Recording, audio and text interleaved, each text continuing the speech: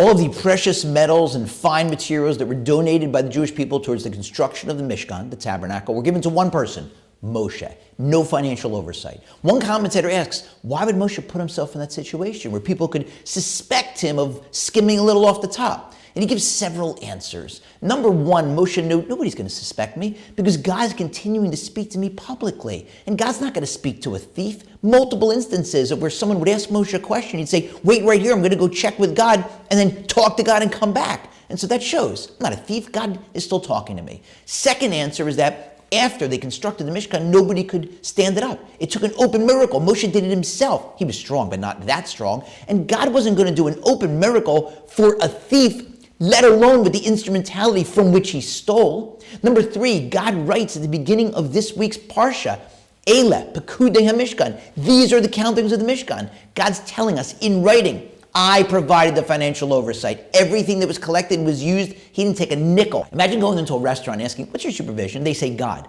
You laugh and you say, what do you mean God? And they say, yeah, God. He's actually the mashgiach. He's in the back in the burning bush if you have any questions. You know what? That's okay. I trust God. God himself is saying he didn't steal anything. Number four, God told Moshe, I want you and only you to collect. No financial oversight.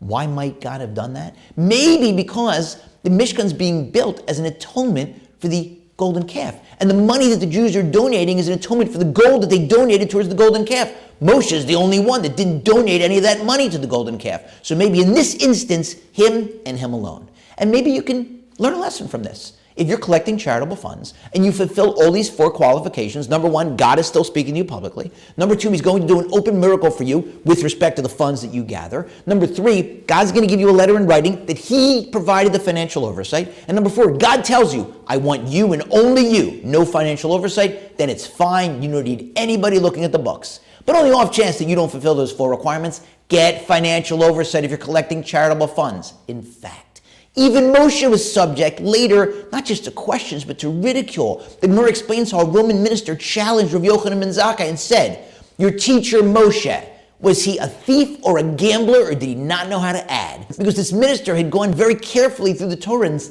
done the math and seen that the funds collected didn't match the funds spent. Rav Yochanan ben Zakkai had to explain to him the mistake that he was making. It was a subtle one, a nuanced one.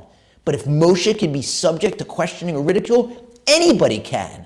So get the financial oversight. And if you're a potential donor and you're asked to give, it's perfectly appropriate for you to ask, what is your financial oversight? Particularly with the bigger charities. Of course, bigger charities that have economies of scale, they're going to have to hire employees, they're going to have to spend money on marketing, but you're entitled to know about or look at. A lot of it's publicly available information. You're given this incredible opportunity. First 10 to 20% of the money that you earn, certainly at least 10%, if you want more from God, give more, is not yours. God gives you the opportunity to choose to whom to give it. So these are important data points to have at your disposal when making your decision with respect to which charities you're going to donate.